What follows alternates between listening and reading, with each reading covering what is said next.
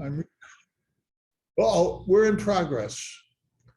Welcome one and all, including the sunrise, or is that a sunset, that we have pictured from our dear friend Kay. I want to start off this study, and I've decided to sort of restructure. So Carol's going to throw darts at me because I haven't let the team know this yet. We're going to just continue doing prayer from now on at this time slot. So it will be a continuing study on prayer.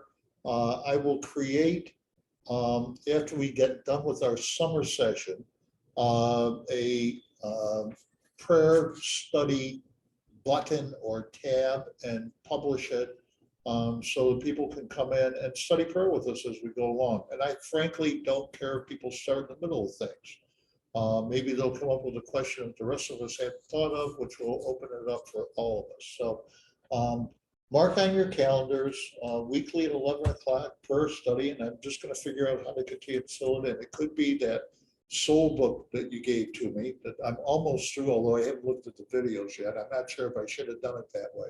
I was pointing at Carol. Carol is continuing to flood me, which is fine. That's my job. That's your job. That's why I said it's fine. With information to review to see about bringing new and other things. I'm hopeful that what we will be able to do is to have other people talk as we move ahead. Maybe portions of prayer thoughts or studies that spoke to them.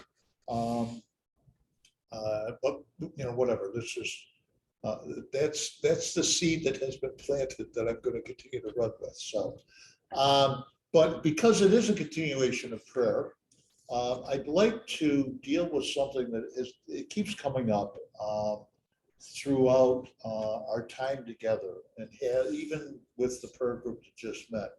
But it spoke to me because I guess about a week ago, we had I had something in the upper room, and it was dealing with distractions. So I want to read you this devotion that was by Sister Confianza del Señor from the Honduras, because I think it may help us a little bit. Specifically, she includes a verse from 1 Peter, chapter 5, verse 10, that reads this: "The God of all grace, who called you to his eternal glory in Christ, after you have suffered a little while, will himself restore you and make you strong, firm, and steadfast." And she writes, "The other night in our evening prayer time, Sister Allegria and I were interrupted by a beetle that was attracted to our handheld light. The inch-long creature kept landing on our necks, our arms, and our legs with an unpleasant tickle. That's tickle. We brushed the beetle away, but it was nearly impossible to concentrate on our scripture readings. The beetle was not a biting insect, so I didn't want to kill it, though I was tempted. I caught it in my hand and released it outside. Finally, we could pray in peace." This experience is helpful and a helpful metaphor for dealing with problems that arise in my life. Sin, temptation, worries, and even trivial things that can distract me from God during worship and prayer, as well as keep me from living a faithful life. When that happens, instead of just ignoring my problems or trying to brush them away, I would do well to face the challenges straight on and turn them over to God. God has the power to resolve them and guide me in what steps I may need to take. The process may be difficult, but it is worthwhile. When we give God not only our praise, but also our problems, our faith will be strengthened and we can regain a sense of peace. Loving, precious, and gracious God, we give you thanks for this time and the instructions that you will be guiding us through. So your spirit walk with us as we talk about our study today. Let it inspire those who are listening to come up with questions that come from you that will help us to broaden our study, give it more texture and flavor, and make it an opportunity for all of us to share and learn. We offer this prayer today in the name of your Son, our Lord and Savior, Jesus, with whom we pray. So, anybody have any thoughts about dealing with distractions, the way that was sort of presented? Happens all the time. It happens all the time. And we've talked in our contemplative prayer class that preceded this about ways of giving that up so that you can clear your mind enough to be able to truly rest with God. But the reason that I want to talk about it a little bit, and I think it's okay in the scope of what we're dealing with, is that, okay, we give them up at that point and move on. But at some point in time, we have to come to grips with what those things are. And a way to do it is kind of the way that she was discussing in this devotion, which is coming back to it and facing it and seeing what God has to say about those challenges that we face, those things that pop up that are part of our daily lives, those things that we try to get away from for a period of time so that we can rest with God. So I think it was good because it gives a little bit more of a balance of, okay, I've given everything up. I've let the waters wash them away. I've let them ride away in boats. I've shot them up in rockets or whatever you're using to get rid of the thoughts as it happens. And understand that our prayer life is such that that meditative time, which is so important, so refreshing, and so renewing for each and every one of us, is only a portion of our relationship with God. But the rest of it still comes into play. We can still lift our prayers and our concerns and our joys and our questions. We can scream out our laments to God at other times. And that's okay, because that may be where God's going to speak to us. Yes, Carol. What I liked about it wasn't just distracting, but it was something that made her very uncomfortable besides. And Right. she grabbed that thing and dealt with it. But she didn't kill it, even though she may have wanted to. So, it's another way of dealing with violence in our lives, releasing it back to its own. But seriously, yeah, I like that too, because we have other distractions that, I forgot to do the chat, sorry. Where's my chat? Because Kay is trying to share something, and there it is. Sometimes distractions is God's way of getting our attention. Okay, so from an English standpoint, should that be sometimes a distraction? No, I'm just kidding. But yeah, and that's true. Sometimes those distractions are.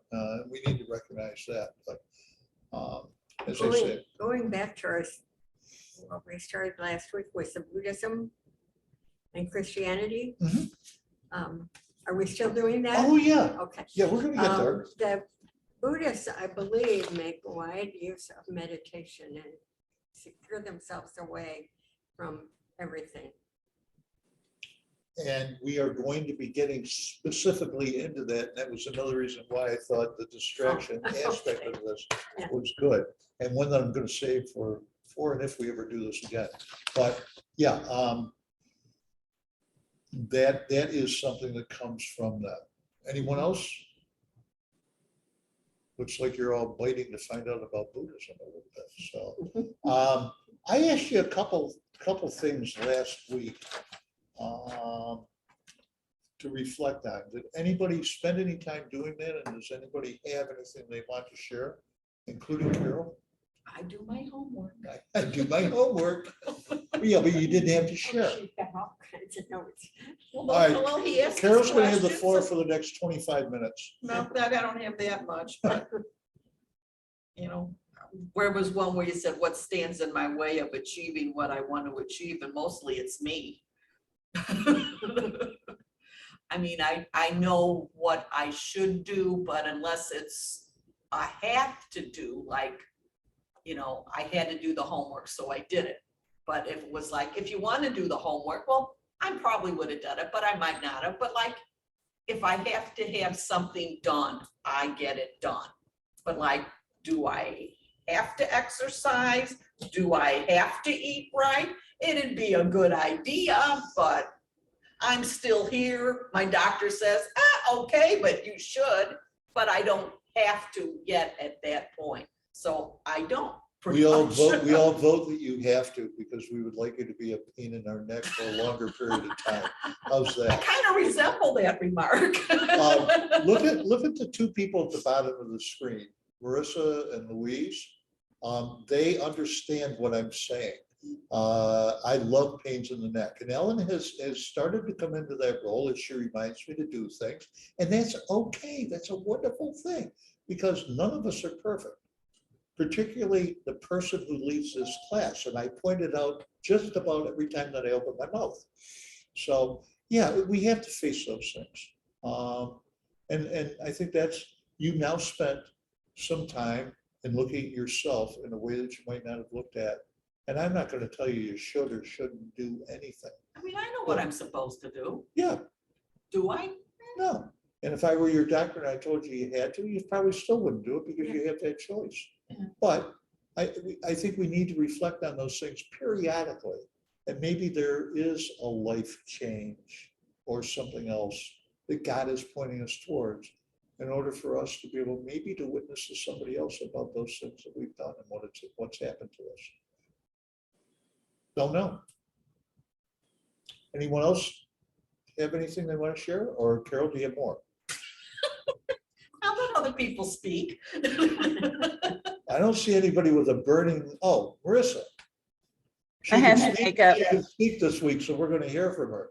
I have to make up for last week when I couldn't say anything. I agree. I am the only thing, the only obstacle in my way of anything that I want to do, plan to do. But also, it's not just me in my way, because I need to run it past God to make sure that that's what He has in mind for me to do, or if I'm just out there doing my own thing. And the only other thing I wanted to say was, my attitude changed a lot. I've got a big whiteboard in my kitchen, and on it I wrote it intentionally, things I have to do, HAVE. And then I took a marker and went through the half, and in red, get. Things I get to do. I get to do the homework for the class. I get to take more courses to further my yoga instruction. I don't have to do any of it, but I get to do it. So it's a way of it making it kind of more, these are my words, not yours, but and just so I can understand, kind of making it more of a blessing to you that comes from somewhere else. This is a blessing that I have, and I can do this. I get to do it. Okay. I like that, more of a positive than a negative. See, you spoke to Carol. I think that's a good thing. Anyone else? Do you have anything else you want to share, Carol? She's looking down at her notes. I found it interesting, your question that you asked us, why do we die? And I was trying to figure out why you asked us that question. Sometimes the questions are just asked. You've never thought about that in your lifetime? Why do we die? I guess it's just because you get old, your body gives out, and that's the way it is. So I was kind of trying to figure out what your thought on that was, why you thought that was a good question to ask us. Why I thought it was a good question to ask. I think because sometimes we have these questions that we skirt thinking about. You know, everybody would like to find the fountain of youth, but why do you want to find the fountain of I youth? don't want to find the fountain of youth. No, but some of that comes from where we are in our Right. stage of life. Yeah, Okay, maybe if I was 30, I might have. yeah, exactly. But, you know, I do think it's something. I want to share this, and then I'm going to go to Louise. I asked the question of college students, what is their greatest barrier to be successful? Most give me all types of things, and yet about 1% will say it is themselves. So this is college students, the other end of the spectrum, so to speak, from us. I reinforce that I believe each of us is our greatest barrier. So I agree with Carol and Marissa. Further, it is part of my expectations, perceptions, and prejudice in the workplace lecture. Ooh, ouch. And then I think it takes a wiser person to realize that we are our own obstacles. We're all So broken. basically, hang on, wait, let me translate this for you, Carol. Basically, what she is saying to you is that you are a better person because you're facing these things. So take that compliment, make a note of it, and go home. No. Bye. All right, Back to Louise. Well, I just wanted to make Carol feel better because I was very stubborn this week and I answered the question in my head. I didn't write it down Okay, till just a little while ago, but so I don't know. I think things can get in the way and we'd rather do something else than what we should be doing. And that's just me, I guess, right now. or but- you gravitate to one of your prayer forms, which is creativity. I saw another couple of paintings that you did on Facebook that you shared, and it's. I don't know if that's necessarily getting in your way, because I know that when you get there, the creative juices that flow are just a beautiful thing, and the end product ends up being a beautiful thing. So keep up that pastel work. Was it pastels? Okay, yeah. Yeah, I think it was. Yeah. So, anyone else have anything? You didn't answer my question. Yeah, I did.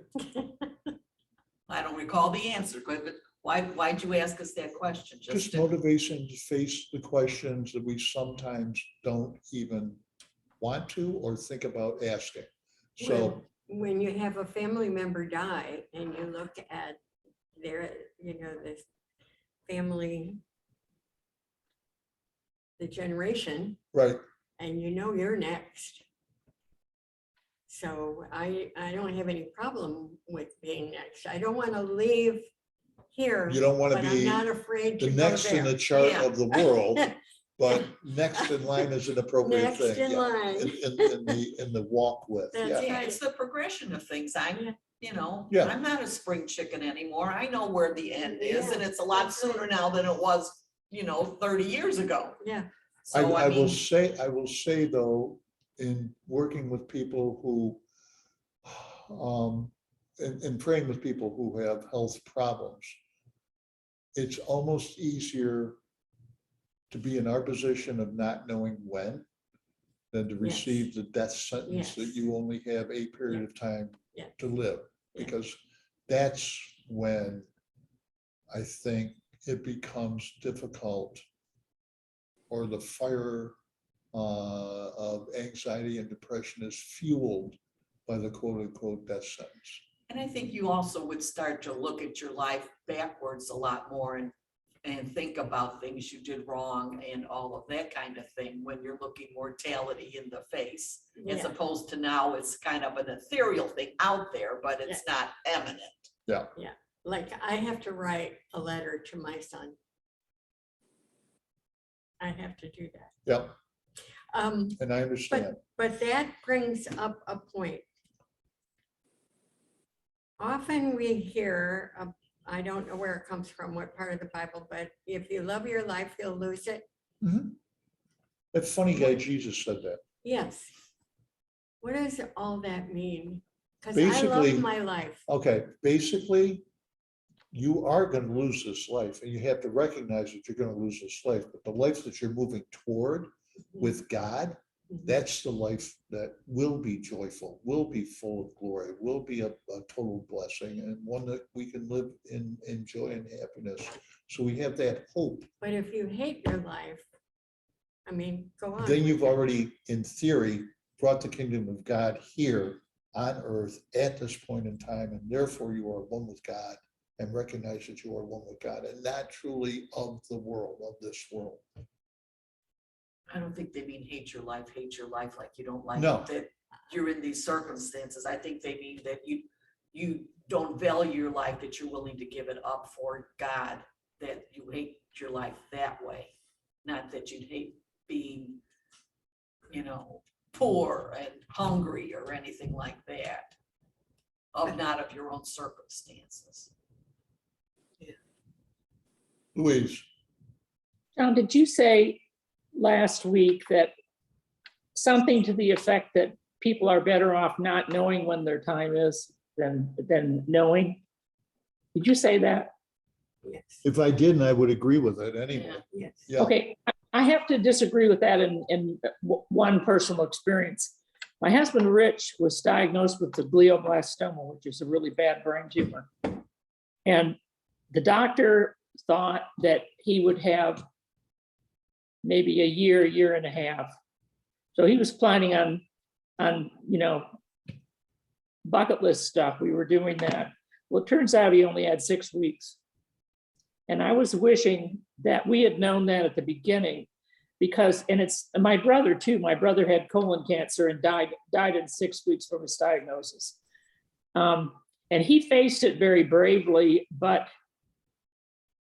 he knew he had 6 weeks. And so he made plans with what he wanted to do with the rest of the time he had, but my husband didn't have a chance to.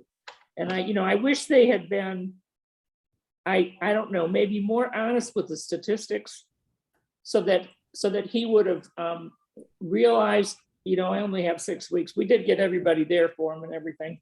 And, he read his Bible every day, was a good Christian. It wasn't that, it was just future time that was left. We anticipated that there would be more, and there wasn't, and I wish they'd been a little more honest about that.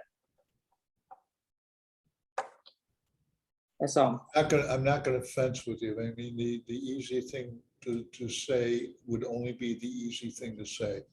But I think not knowing, I think the point is not knowing can at times be more comfortable than knowing.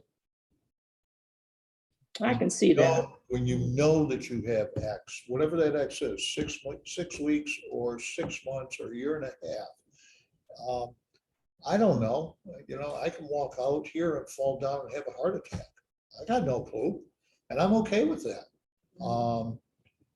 I think that's easier for everyone to work with, and this is now. Well, you had a really life-changing experience too that you dealt with. That was, a really serious situation when you broke your neck, and you had that was a lot different to me, because you have a really long ways to go, and you really faced it, and you're an inspiration to me with all you've accomplished and all you're doing now.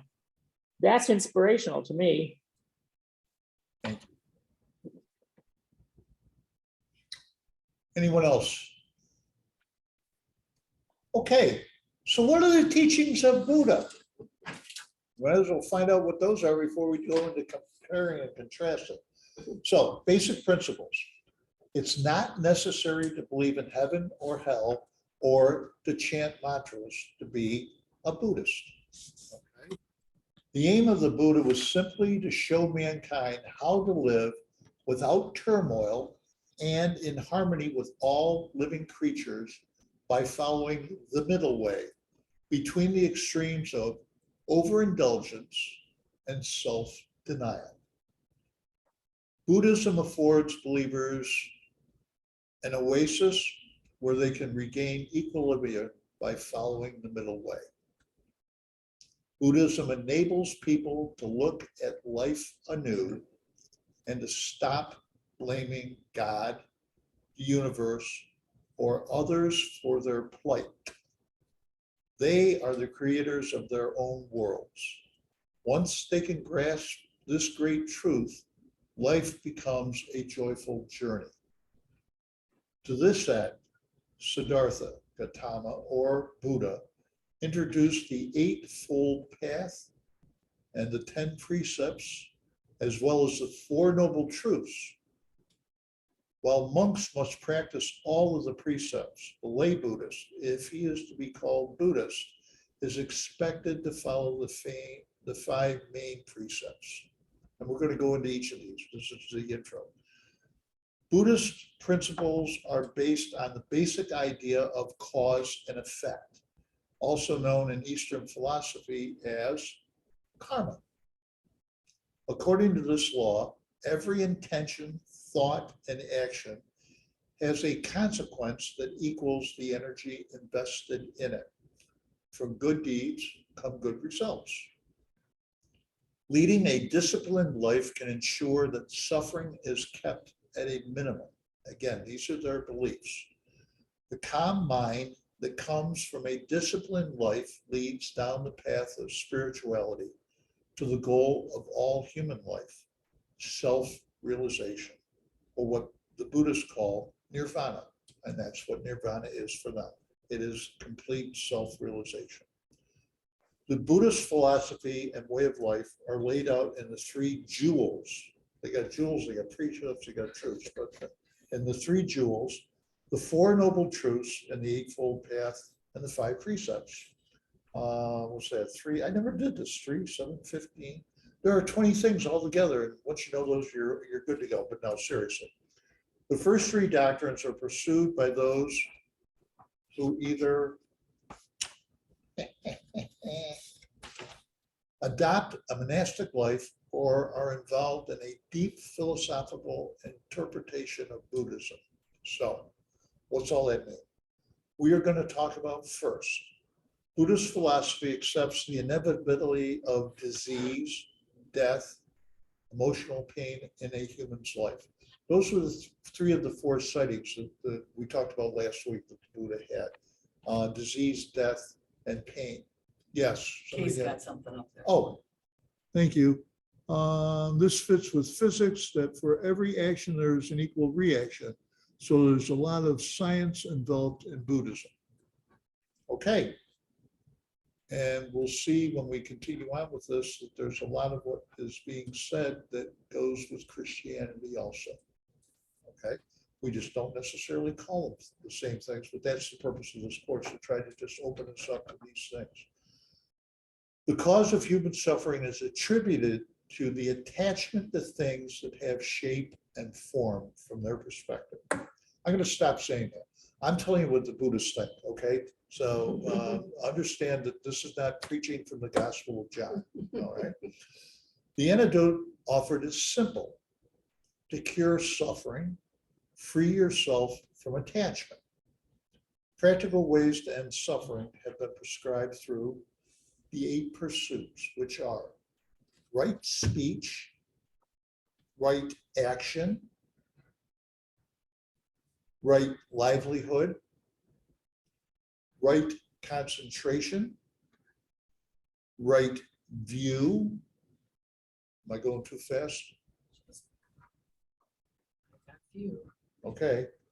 Right intention, right mindfulness.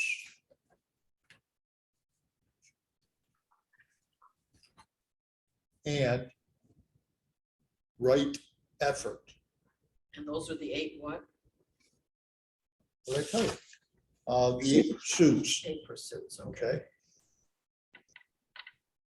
Are those the ones that the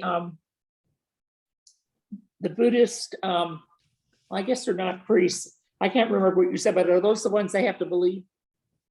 Well, what I had said to you was, if you're in a monastic life, the first 3 are so incredibly important from that standpoint, but all of them come into play. Okay. Or if you're a monk, Pardon? if you're a monk. Right. If you're a monk, For- you have to do the first 3, but if you're a regular person, you don't have to do the first 3 The necessarily. first 3 are pursued by those who are either people who adopt a monastic life or are deeply involved with Buddhism. So the first 3 are for everybody. Right speech, right action, right livelihood, What's the third one of those 3? right action. I'm sorry, right livelihood. I can't count. Livelihood. All right. A monk will do all 8 of them, although all 8 of them would be good for anybody. But for the regular folk, right speech, right action, right livelihood. I thought you said there were 5 though before. we're talking with the 8 pursuits. These are the 8 pursuits. Yeah, but before you had said there was 8, but everybody else had to do 5, or was monk? No, no, no. The monks do the 5. Everybody does the first 3, speech, Okay, action. and so the livelihood. other 5 are just the monks? Right. But if you look at those, okay, they are not things that Would urge you. would hurt you at all.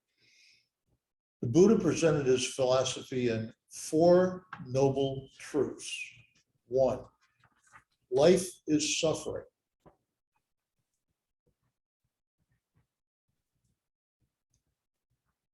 Disease, death, and emotional pain are for all of us inevitable.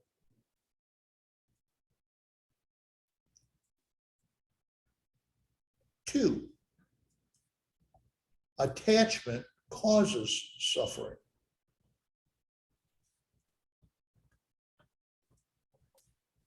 An attempt to derive happiness from things that have shape and form results in suffering because they are not permanent.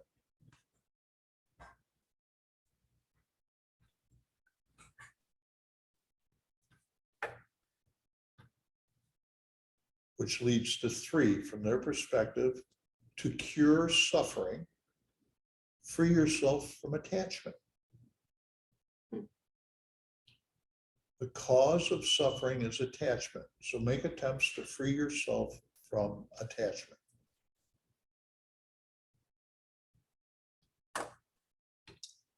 And Does that mean attachment from others? no, it means attachment to that which is your cause of suffering. Like money or stuff, that kind of thing. Or it could be an illness, it could be grief. You know, you're attached to the grief of a lost one. There's a story, I'm actually going to use it in a service tomorrow. There's a story about a young woman who loses a child.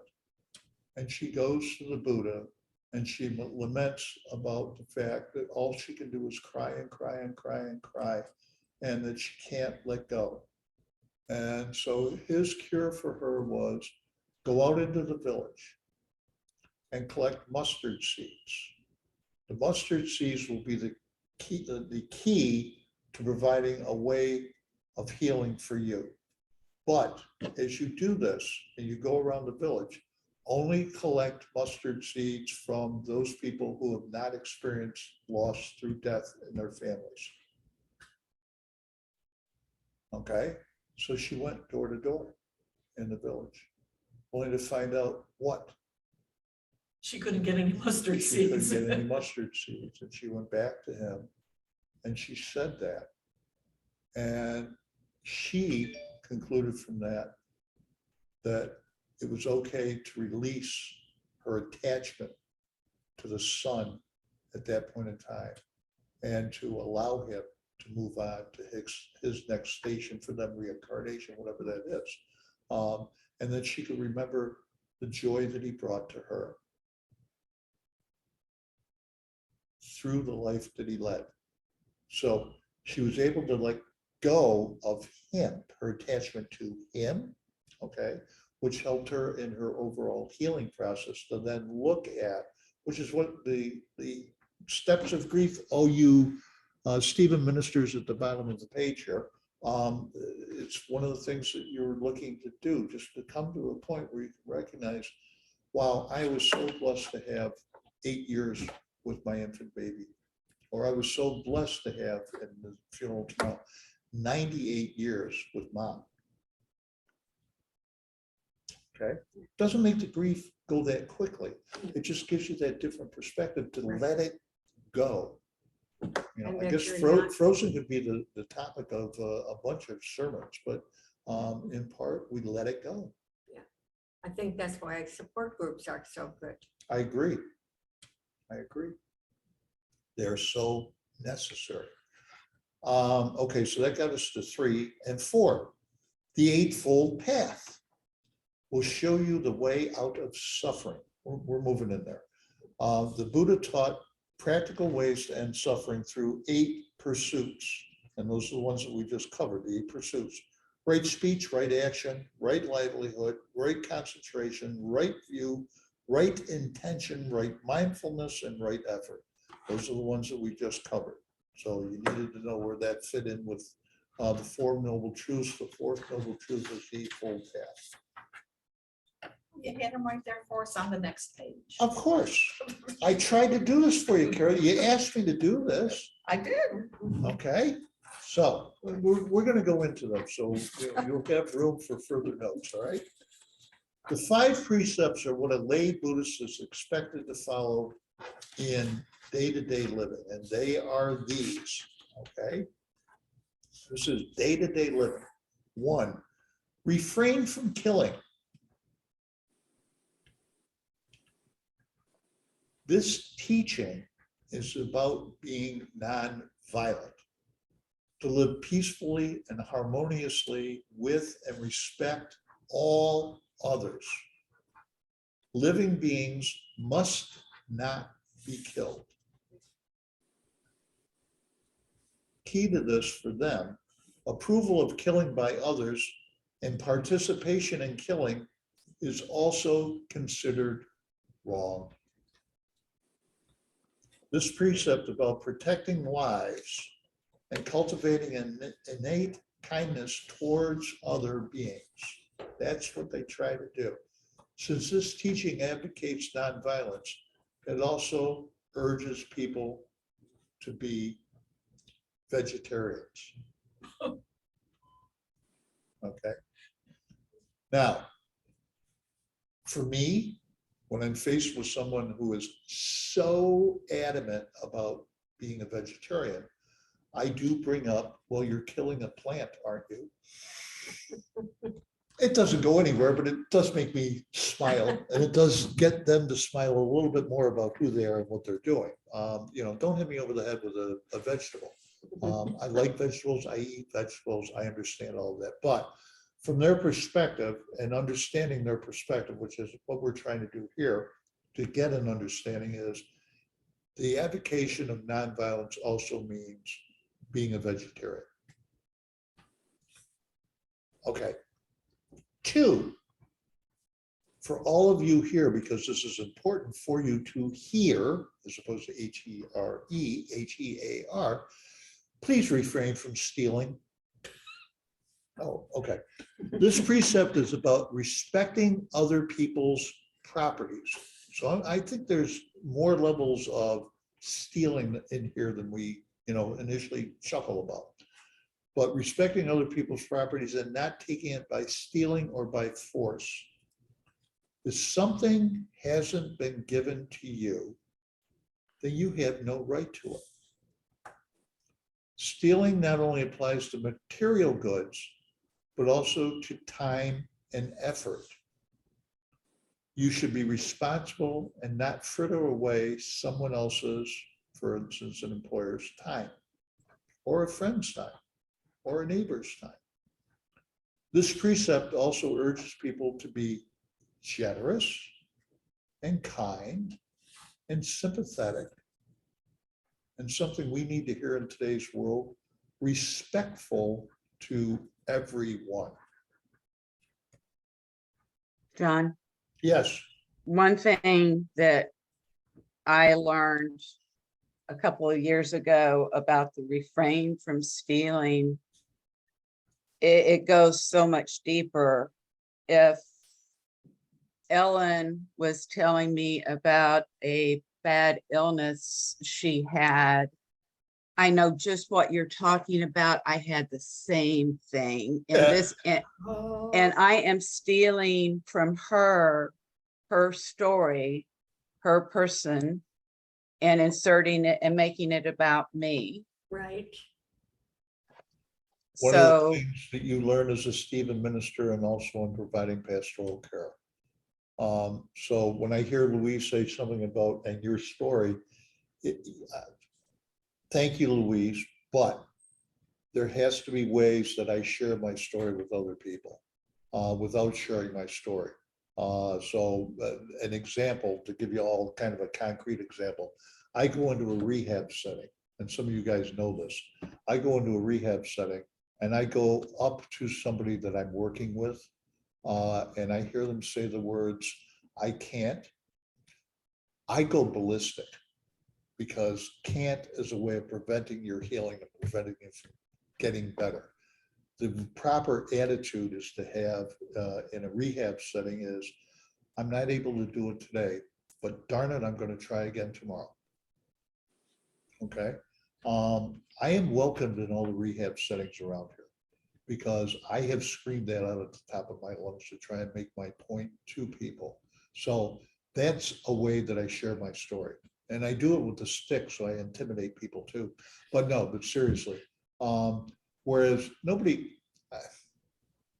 someone who's going through that doesn't want to hear that I broke my neck, bottom line. So that ends up not being the point of it. And so it's a way of, there are ways of sharing your story without sharing your story that can aid someone else in their grief, their recovery, their whatever. So I agree with you. There's a level with that. And there's a level of stealing that comes with the next one, which is refrain from sexual misconduct. According to the teachings of Buddhism, sexual desire is one of the biggest hurdles to enlightenment and one of the most difficult temptations to overcome. Sexual misconduct like adultery and rape, which cause mental, emotional, and physical injury to others, are absolutely forbidden. And see how I meant that ties in with the don't steal, because that is stealing in a sense. This precept, like all Buddha's teaching, urges people to, and this is the underlying word, respect others by abstaining from sexual misconduct.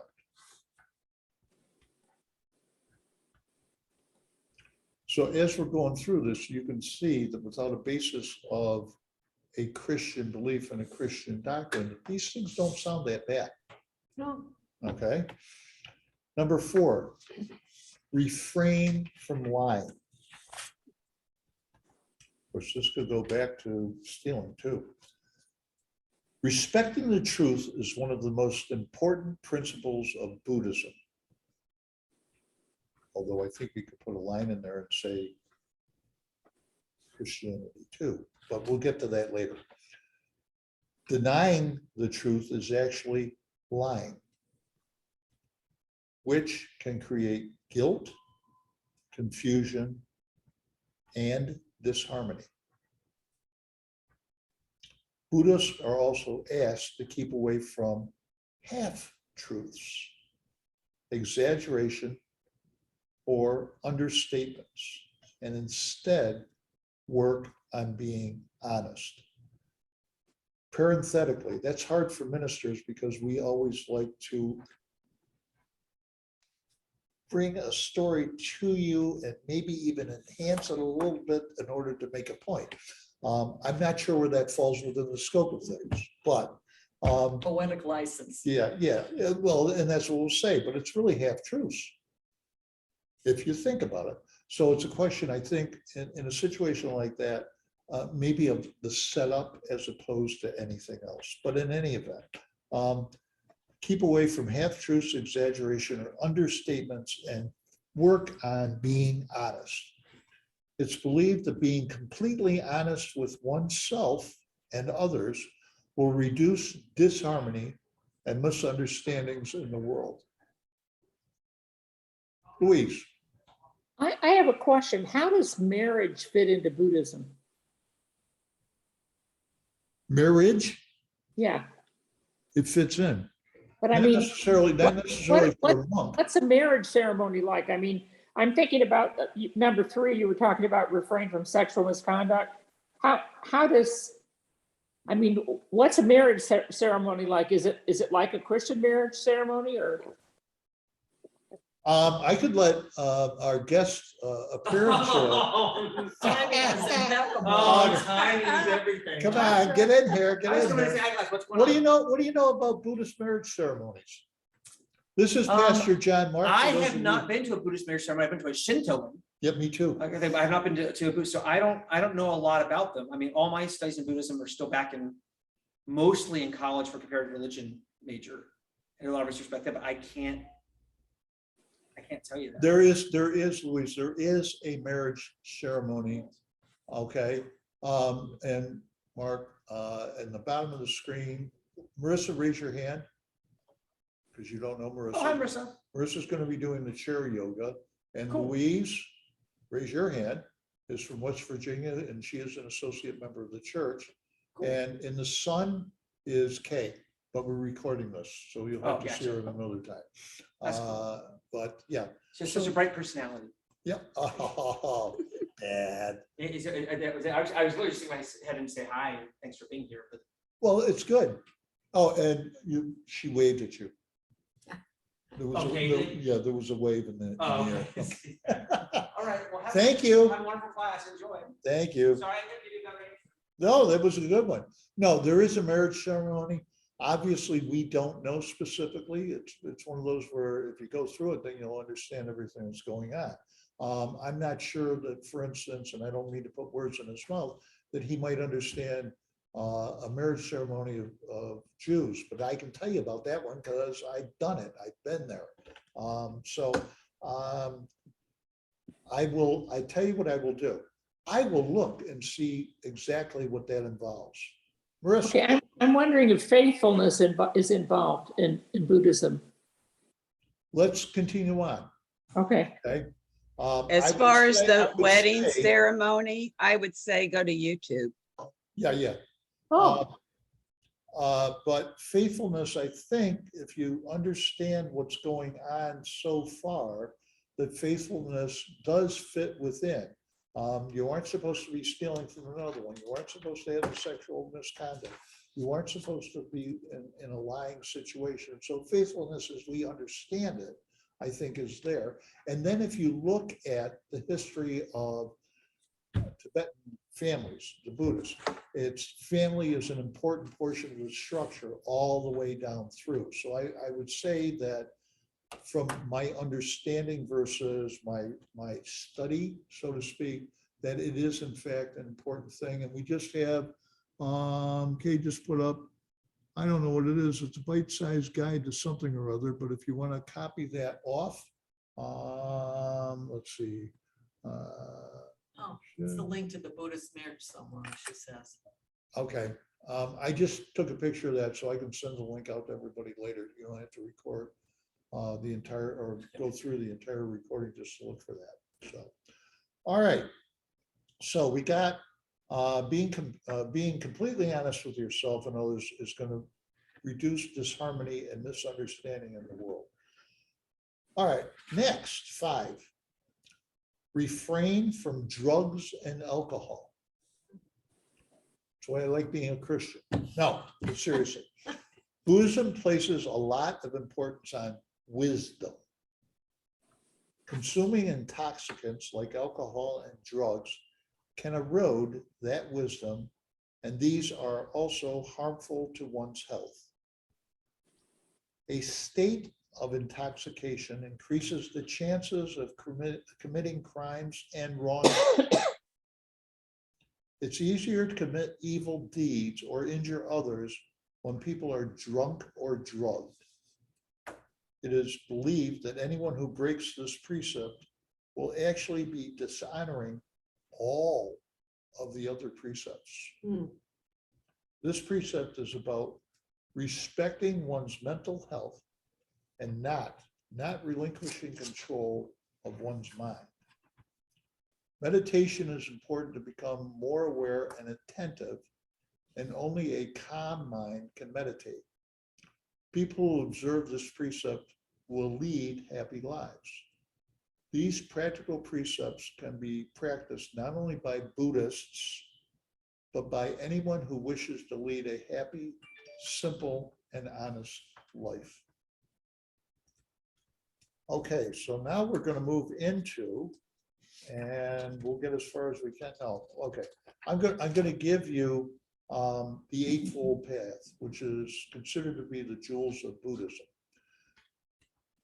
The teachings of Buddhism encourages people to follow a spiritual path that will lead them to the jewels of life: happiness, freedom, and enlightenment. The Eightfold Path is actually a set of 8 practical guidelines that can not only end the suffering in people's lives, but also enhance mental strength and conviction about following an ethical way of living. The 8 teachings of Buddhism are about simple yet effective truths. And for those of you who have a question about that, they are all interdependent. Okay, so just picking one of them and saying, I'm going to do that is not it.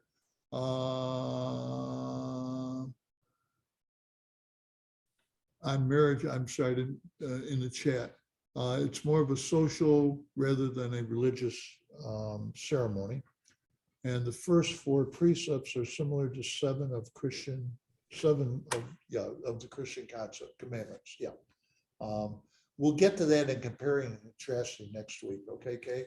But thank you for letting everyone know. It's sort of and details 11 with the news accounts that we're getting now. So these are the 8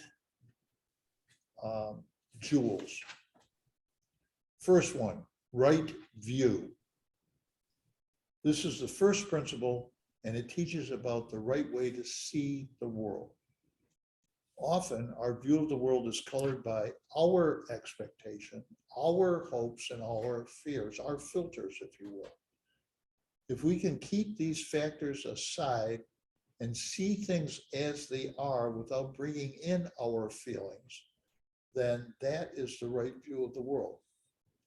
We need to have an open attitude towards what we see and perceive, and have a simple and straightforward approach to life.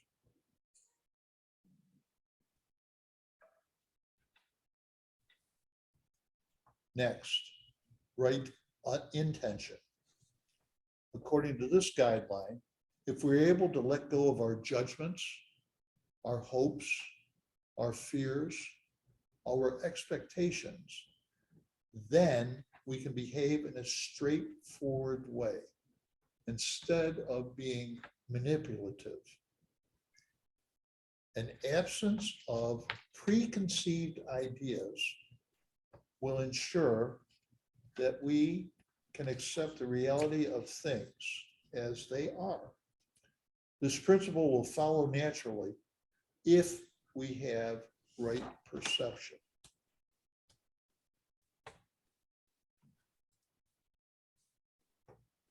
The next is right speech. If our intentions are right, then we do not have to worry about our speech or of what we should speak, how we sound if we are saying the things people want us to say. Right speech stems naturally from right intention and happens effortlessly.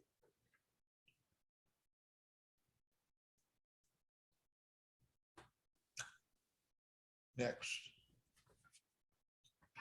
right action. This guideline urges us to practice simplicity. A person should be kind and not harm anyone, not take something that does not belong to him, and not indulge in sexual misconduct. Right action is also about being honest and being respectful. An action is a manifestation of a thought. With the right view and the right intention, changes are made at the thought level, and right action follows automatically. As she's writing, Meryl is nodding. Uh-huh. Mm-hmm. Gotcha. I just noticed it. There they are. Sorry. Right livelihood. This principle emphasizes that livelihood should be earned in a righteous manner and by doing what we like. Most of the stress in the world is created because of people being stuck in jobs they do not like and spending long hours slogging on something they would rather not do. Often, people wish for jobs that pay better or sound better. Buddha urges people to be sincere in whatever they do and to ensure that their livelihood does not cause harm to others. So right thought, right action will ensure that the right livelihood is one that is chosen.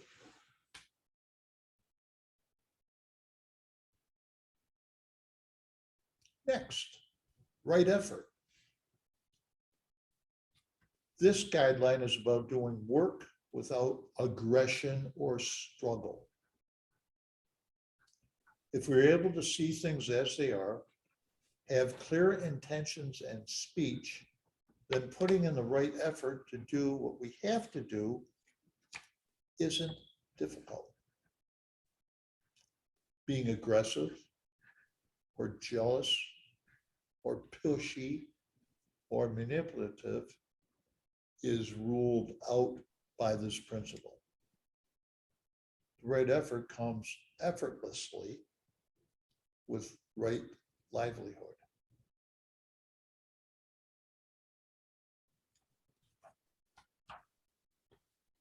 Next, right mindfulness.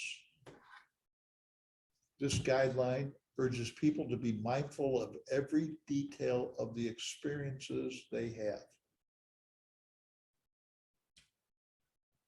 If we are mindful of the way we speak, work, or interact with people, then we can be happy.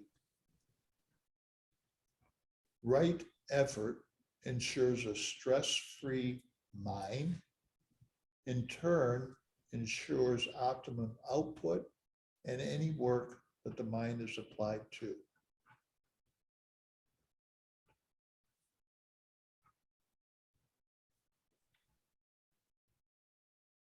And our last, right concentration. This guideline is about concentrating on the present and on whatever we are doing at the moment. The philosophy of meditation is based on this fact. Right concentration is a natural outcome of a stress-free mind putting in the right effort.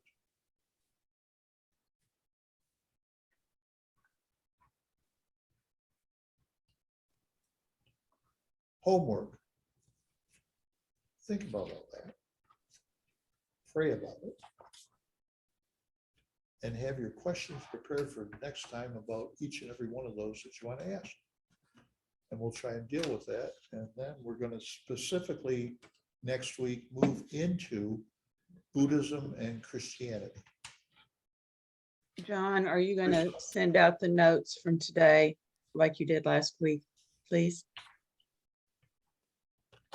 Can you? Sent out the paperwork last week and Oh, so that's everything? yeah, that's everything. Everything is in there.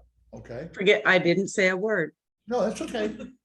And Carol is laughing because Carol's the one that beat me up here to make sure that I would hand out these work handouts for people so that they could keep notes of what was going on at the time. So thank you, Carol, for doing that.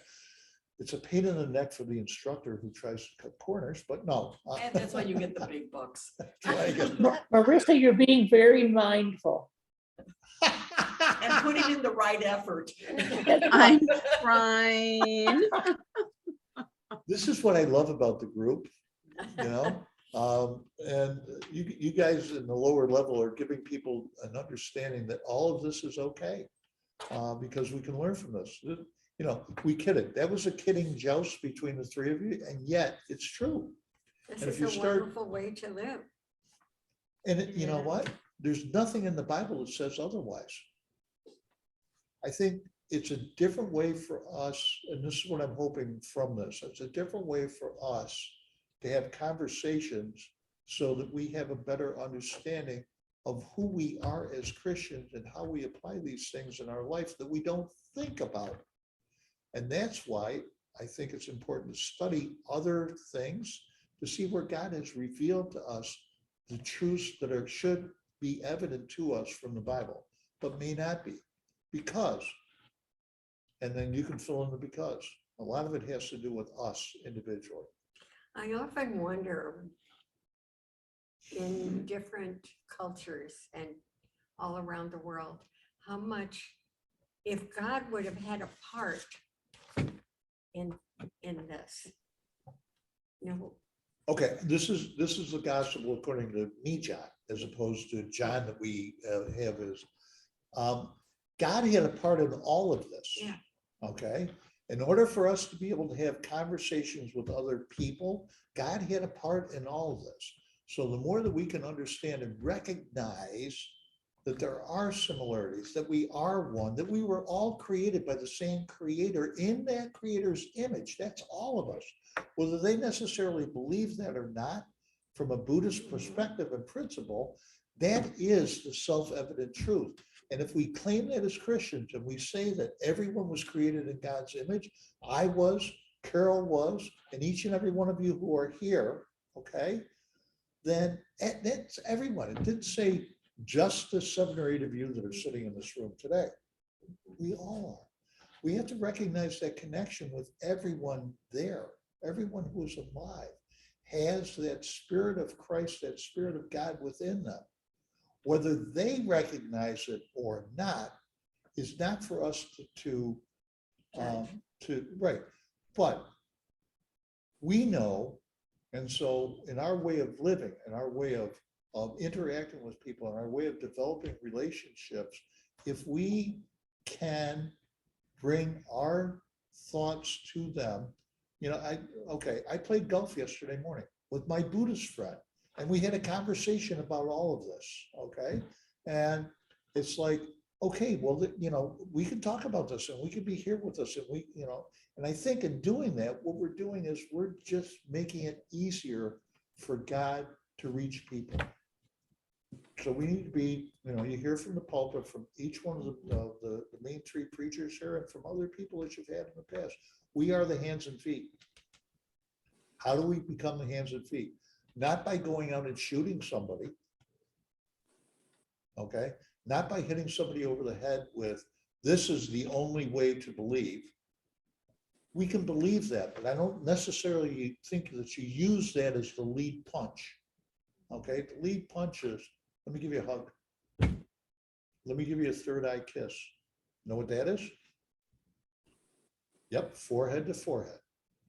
When you see the chosen, that's often how Jesus, the way that character is portrayed, says hello to other people. Forehead to forehead. It's Native American. It's Buddhist. It's, I think, Hindu. Can I speak to that, Marissa? Third eye kiss? You don't? Okay, I thought maybe in yoga you might have gotten some of that. It's all throughout the world. And so when we hear about the Jesus kiss, what is it? Nobody knows. I like to think that it's something that other people do. Louise. It's really amazing to me, the parallels that you see between the religions. There's just so much that's alike. If you take, I don't know, Christ is involved with us, but I mean, it's just the peacefulness and all that religion, I mean, relationship with nature and all that's pretty interesting. Are we going to do Hinduism too? I know absolutely nothing about that, but we just had somebody in here who may, because of his comparative religion studies, knows a little bit about that. That maybe if I buy him a cup of coffee and breakfast, I can get him to come in and give a couple of lectures. He did something on Islam. I know he did. I think we have that, and I'm hoping that we can get that. I didn't see it Carol? on that list that Al had. I Oh, did really? not see that, because I was looking for it. I did not. Well, guess what? We can get him to do it again. Because he did that probably 7 years ago, because he did it right when I got here. No, okay. What Carol is referring to is John Mark did something on The Muslim. history of Islam. Yeah. The history of Islam. So I'm sure that I can encourage him to do that again. You gotta Okay, get, you That gotta. would be great. find This is really great, I think. I'm sorry, Luis, This is really great. I really appreciate that. good. Okay, there are more parallels than not. I believe many of the differences or much small, are much smaller than we may think. Yeah, that's the whole, if we don't know where the similarities are, then it's easy for us to say there's a difference. I mean, there's how many stories have the story, how many religions have the flood story going through them? Yep. So, precious, gracious, and loving God, we give you thanks. We give you thanks for being with us during our time of study today. I give you thanks for each and every person who takes part in this. As we develop our relationship here with each other, we're able to more easily discuss questions that we have.